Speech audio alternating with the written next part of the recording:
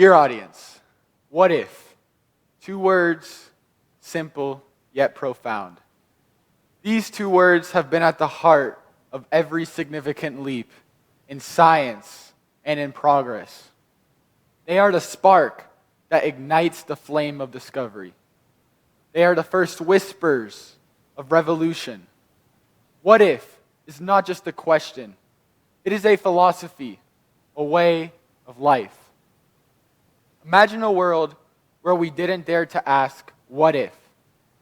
What if we never wondered what was beyond the horizon? What if we never dreamed about touching the sky? What if we never questioned why things are the way they are?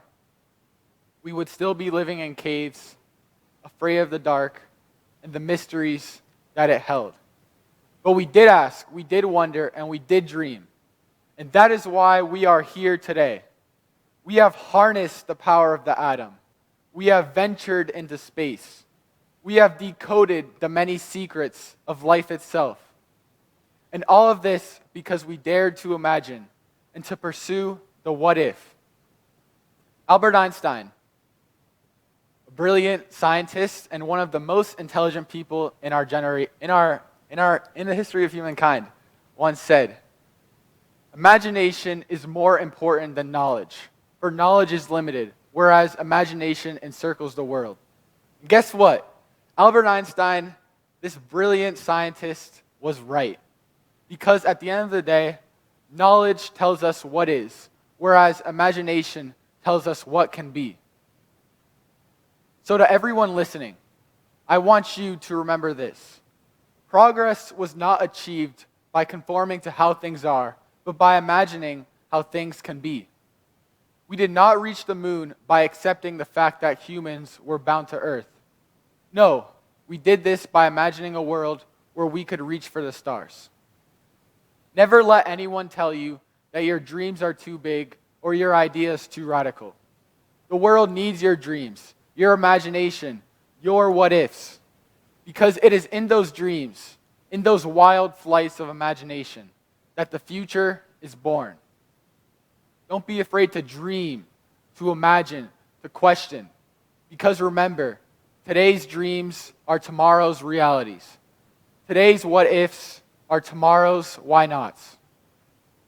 Our world is rapidly changing. We face challenges that almost a few centuries ago, even a few decades ago, were unimaginable.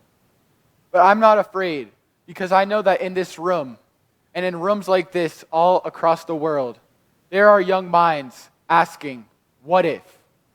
What if we can reverse climate change? What if we can cure all diseases?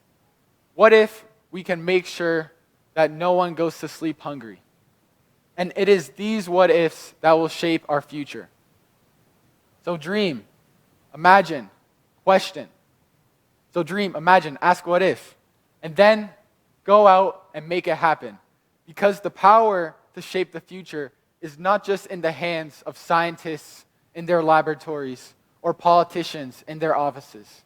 No, it is in your hands. It is in the hands of everyone who dares to dream, to imagine, to ask what if. J.K. Rowling, one of my favorite authors, once said, "We do not need magic to change the world. We carry all the power we need inside ourselves already. We can imagine better." So, let's imagine better. Let's dream of a world that is different than the one we currently live in today. And then, let's roll up our sleeves and make it happen. Because at the end of the day, the future is nothing but a big what if. And it's up to us to provide that answer. Thank you.